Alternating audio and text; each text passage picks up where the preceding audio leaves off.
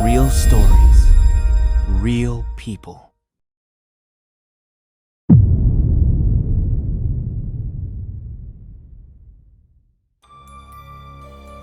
This story I'm about to tell you happened a few years ago, when I was living alone in a small apartment.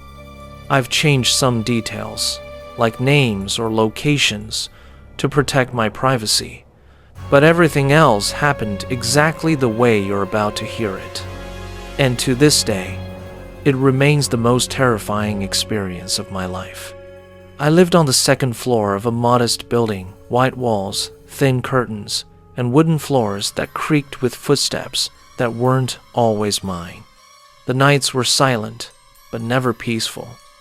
The building carried that heavy quiet that sticks to your skin.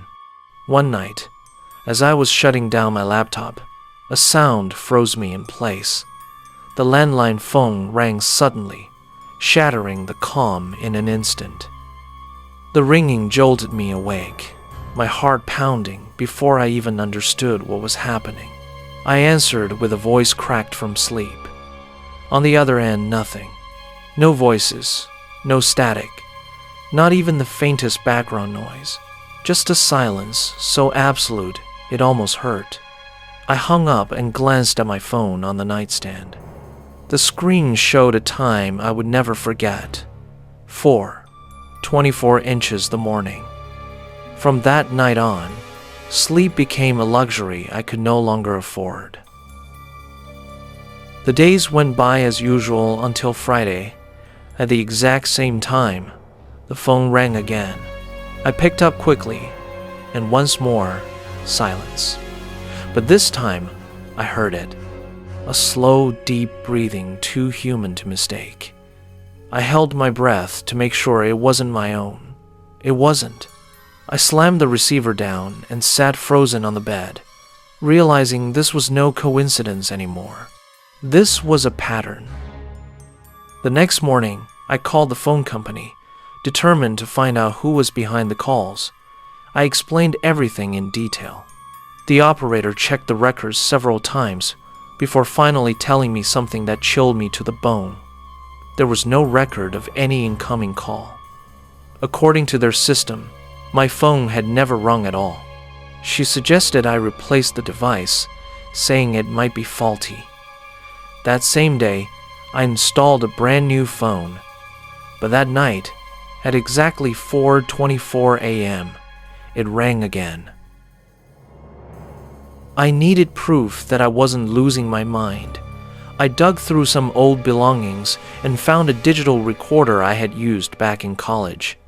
That night, I placed it next to the phone and switched it on before going to bed. At 4:24, the ringing yanked me out of sleep. I picked up with trembling hands and managed only a shaky, "Hello?" Silence. I hung up. The next morning, I listened to the recording. At first, nothing but quiet, then heavy, labored breathing, far too close to the microphone. And at the very end, a faint whisper, barely audible. The calls never stopped. Every night, at the exact same time, the ringing tore me out of sleep. I couldn't rest anymore, couldn't eat, couldn't think straight. Exhaustion consumed me, and at work my appearance said it all. Pale skin, trembling hands, dark circles carved beneath my eyes. I called it stress, but I knew the truth. It was fear. Even on nights when the phone didn't ring, I still woke up on my own at 4:24 a.m., sharp, as if my body had synchronized itself with the curse. One night, I decided to resist. I sat on the couch in the dark, staring at the phone as it rang over and over.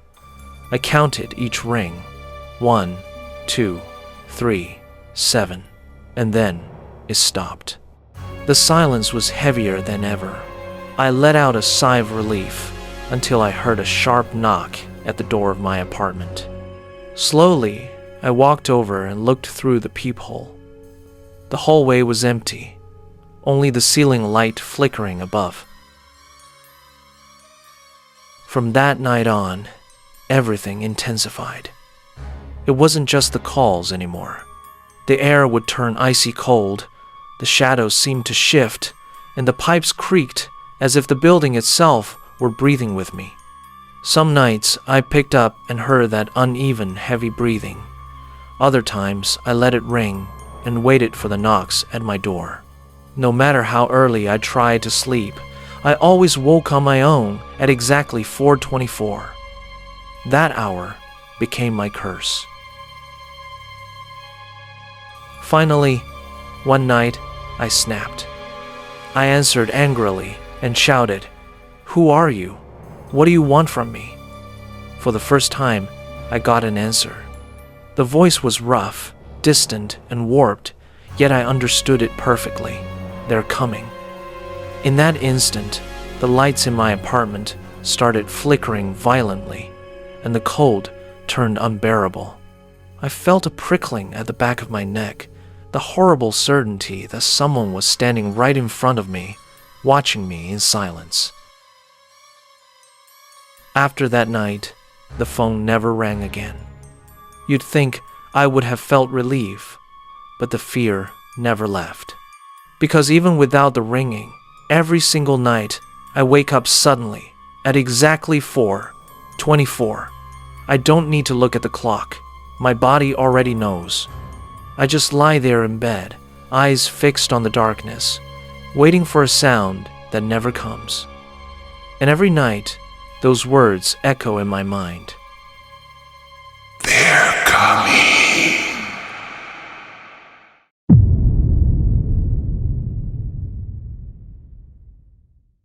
What you're about to hear is not fiction.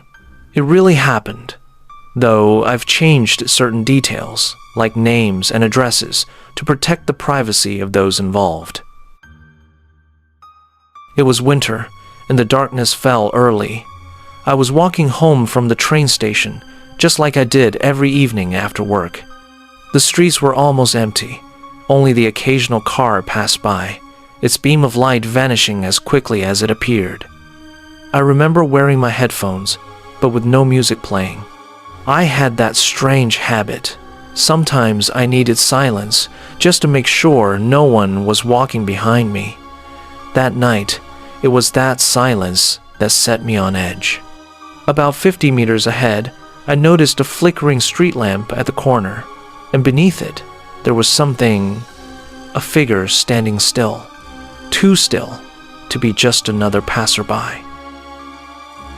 At first, I thought it was just someone waiting to be picked up. The yellowish light flickered, stretching the person's shadow long against the wall. I walked slowly, debating whether I should take another street, but the detour would have led me through a darker, longer route. So, I kept going straight.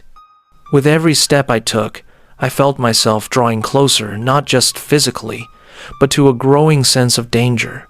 What struck me most was that the figure never moved. No shifting, no flick of a cigarette, not even the glow of a phone screen. Nothing. It was as if they were waiting for me. When I was about 20 meters away, the streetlight went out all at once. The silence of the neighborhood became suffocating, as if someone had turned down the volume of the world. I froze, staring into the darkness of the corner. Then, with a sharp electrical snap, the light flickered back on, and the figure was still there, standing in exactly the same spot.